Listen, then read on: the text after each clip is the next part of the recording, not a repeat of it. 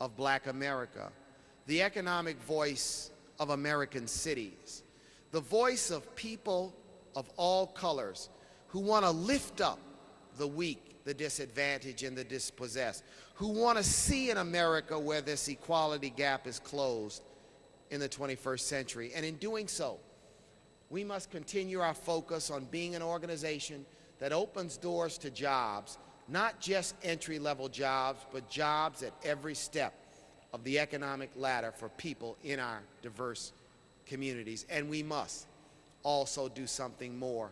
We must involve ourselves as a job creator and a wealth creator. The Urban League must be a vehicle to create jobs in our communities, to increase investment capital for small businesses that are going to put people to work in our communities. In this 21st century Urban League movement, we want our affiliates to become economic empowerment centers, place where people in the community can come to find jobs, financial information, financial literacy training, support for entrepreneurial growth, home ownership opportunities, advocacy for opportunities in the public and private sectors. The renewed Urban League must not and will not be afraid to tell its story loudly and clearly in terms of the people we serve and the positions we take. But we must also recognize that in life today, economics and economic issues are preeminent. Economics affects education. Economics affects health care, housing, and quality of life. You heard the governor of this state talk about how economic inequality is one of the precursors to the education gap, the health care disparities gap. This is important. We must focus on it in the 21st century. Finally, tomorrow and Friday, both men who want to lead this country as president next year will be here to talk to us. And few organizations in this country will have the privilege of hearing from both candidates at their annual meeting this year. What does it say about us? It says,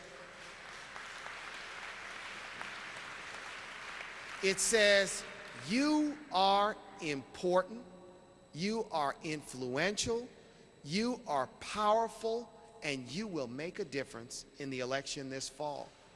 People who are policymakers want to hear from you, and we want to hear what they have to say.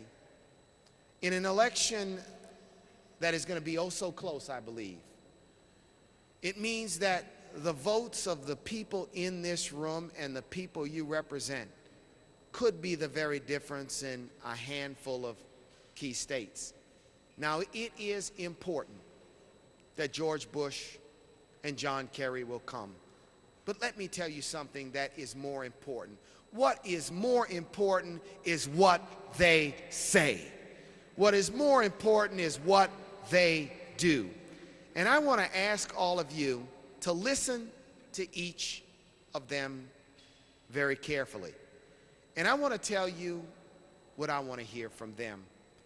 What I want to hear from these candidates is a vision about the future of the American economy. And I want to hear a plan. What I want to hear is how they will extend prosperity to not just a few, but to the many in this nation. And how they will build an economy that produces good jobs with livable wages and affordable health care for everyone. And what I want to hear is how they will make high quality early childhood education available to every child, and how they will ensure that their highest funding priority will be money for every school, so that the promise of an equal education set forth in Brown 50 years ago is not a mirage or an illusion or a slogan, but a real oasis of opportunity.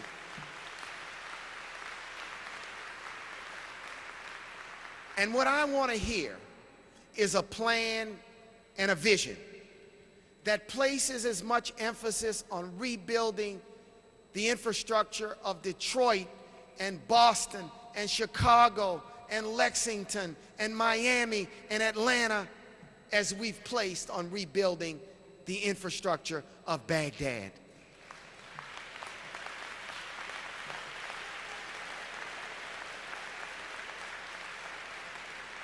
And what I want to hear is an unflinching commitment to an extension of the Voting Rights Act, which comes up for renewal in '07, and for which we will celebrate its 40th anniversary next year. And also assurances that never again will hanging, dimpled, swinging, or pregnant chads challenge our confidence in our democratic system.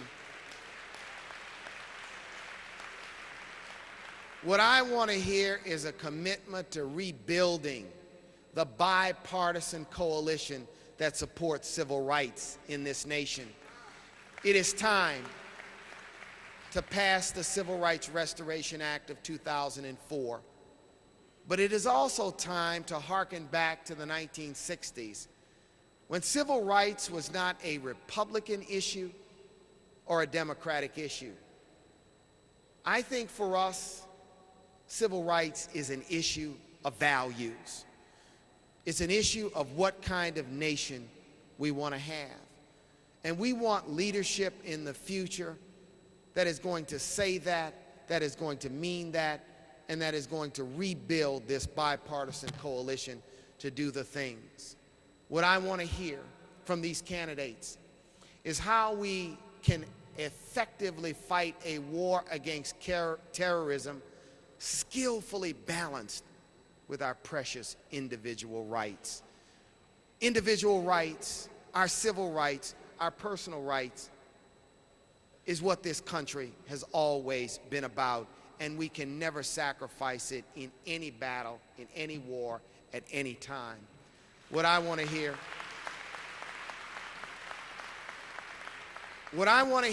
is a plan for the future of America that puts the full weight, prestige, and credibility of the presidency behind closing the economic gap, closing the gap between black and white, rich and poor, the haves, the have-nots, and the have-mores.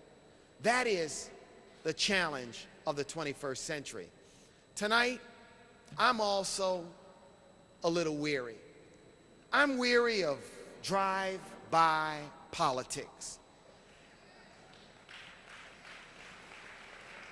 And we are diminished by drive-by politics where our issues are only discussed at these kinds of conferences, where television debates and TV commercials ignore our issues because some mad pollster in a back room tells a candidate that that's not what swing voters want to hear. We are the new swing voters. We are going to make a difference in the election of 2004, and we want our issues not to be on the back burner, not to be left in the pantry, but to be on the front burner of the debate. So tonight I challenge John Kerry and George Bush to participate in something new. We want to organize a live televised debate devoted exclusively to urban and civil rights issues. It